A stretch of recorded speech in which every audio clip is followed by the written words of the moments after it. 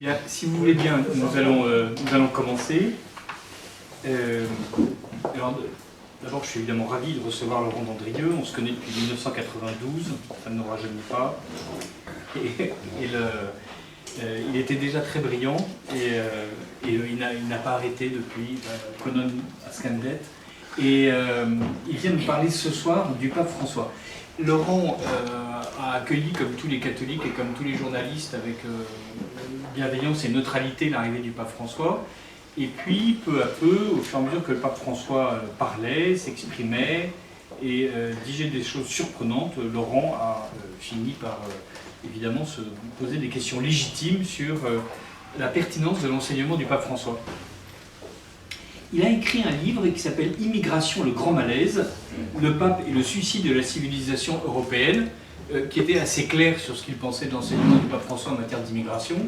Le pape François, d'ailleurs, n'ayant pas varié, malgré l'excellence du livre. Enfin, il y a des choses incompréhensibles comme ça. Certainement parce qu'il ne m'a pas encore lu. Voilà. Nous rédigeons Politique Magazine depuis bientôt 20 ans et le roi n'est toujours pas sur le trône. Mais enfin, voilà, il y a des mystères comme ça.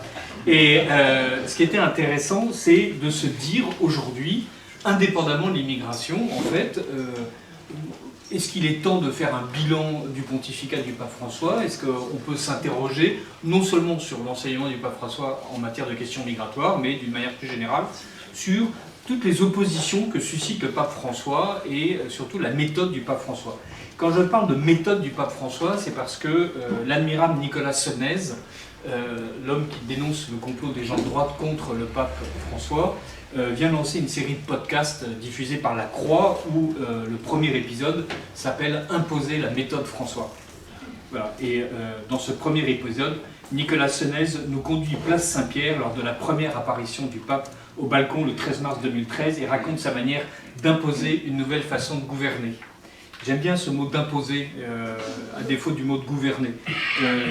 Après, dans l'épisode 2, le pape François s'attaque au scandale financier. Dans le troisième épisode, il réforme le Vatican. Dans le quatrième épisode, il laisse parler les évêques. Dans le cinquième épisode, il dépasse la morale sexuelle. Il se bat pour une écologie intégrale.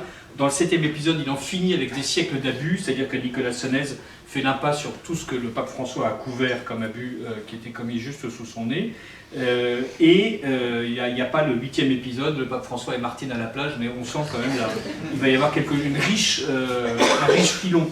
Et le pape François continue en fait à imposer sa manière de gouverner, qui est d'expliquer qu'en fait il ne gouverne pas. Et par exemple, il a convoqué un synode sur la synodalité, en 2022, qui va lui permettre de dire que si nous comprenons que, comme le dit saint Jean Chrysostome, l'Église et le synode sont synonymes, nous comprenons aussi qu'en son sein, personne ne peut être élevé au-dessus des autres. Et le pape François dit ça en étant lui-même largement au-dessus des autres et en profitant d'ailleurs de cette situation pour pratiquer le déni de justice assez souvent. Voilà, donc tout ça, ce sont mes propos que j'assume, mais Laurent Dandrieux, lui, va vous expliquer si véritablement le pape François suscite une opposition ou des oppositions. Merci beaucoup, Laurent. Merci à toi, Richard. D'abord, je vous remercie d'être venu en bravant le coronavirus avec courage. Je suis désolé d'avoir pas à prononcer cette conférence qui normalement était programmée, je crois, au mois de janvier, d'avoir à la prononcer durant le carême, parce que je vais être amené à dire un peu de mal de notre Saint-Père, et qu'évidemment, c'est pas très carême, mais bon, voilà, on va mettre ça sur le compte de l'honnêteté intellectuelle et des grèves de la SNCF. Donc cette conférence qui s'intitule « Le pape François combien de divisions » essaye de faire un bilan d'étape du pontificat. Donc évidemment en 1 heure c'est un peu court, donc je serai un peu allusif et je vous prie à l'avance de m'en excuser. Donc c'était il y a 7 ans, presque jour pour jour, mais ça semble une éternité.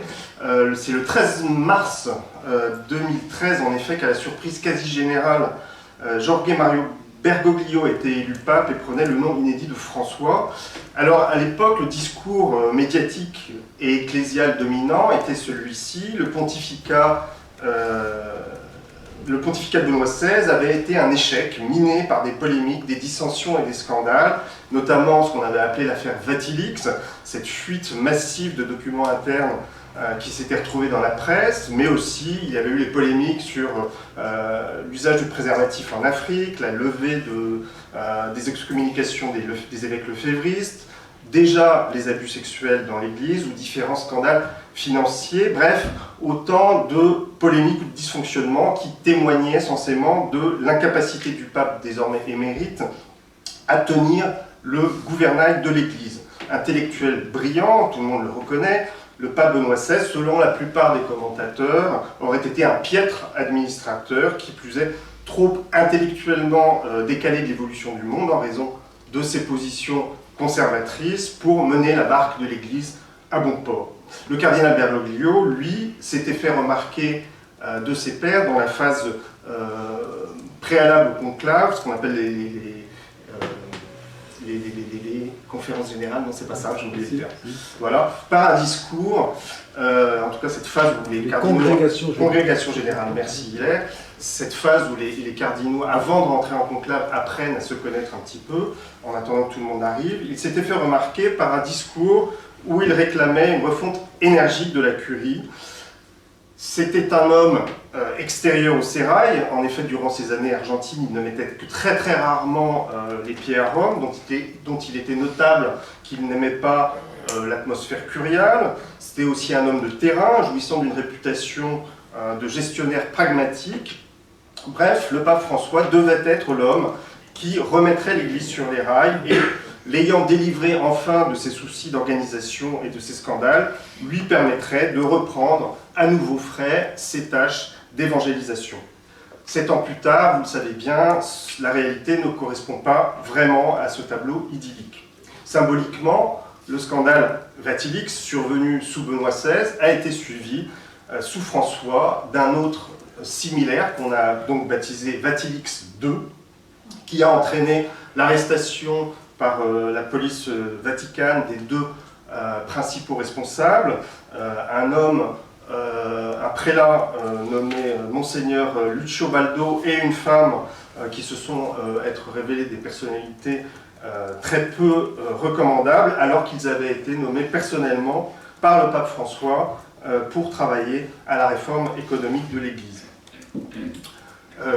Plus récemment, le gouvernement de l'Église a été éclaboussé par une histoire de détournement de fonds au sein du Vatican, une histoire qui avait commencé certes avant l'accession de François au siège de Pierre, mais qui montre bien que 7 ans plus tard, les écuries d'Augias n'ont pas du tout été nettoyées. Au-delà de ces deux exemples symboliques, ce pontificat, qui aurait dû être celui de la remise en ordre, semble plutôt se caractériser par deux mots, division donc et confusion. Confusion sur la parole pontificale, confusion sur une politique difficilement lisible et plus grave sur la doctrine elle-même.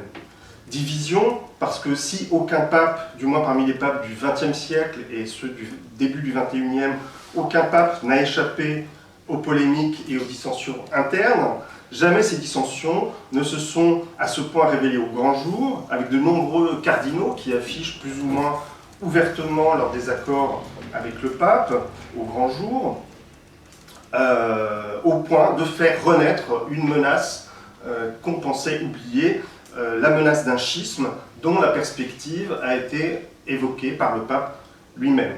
En effet, alors qu'il était interrogé le 10 septembre dernier dans l'avion qui le ramenait d'un voyage à Madagascar sur la possibilité d'un schisme issu de l'Église américaine, où les réticences à sa politique sont plus fortes qu'ailleurs peut-être, le pape François avait rétorqué un rien bravache: je n'ai pas peur des schismes, je prie pour qu'il n'y en ait pas, car la santé spirituelle de beaucoup de personnes est en jeu. Cela étant dit, comme il n'y a pas de prière plus efficace que celle qui est soutenue par une action cohérente, on pourrait espérer donc que la politique pontificale mette tout en œuvre pour éviter ce risque de schisme.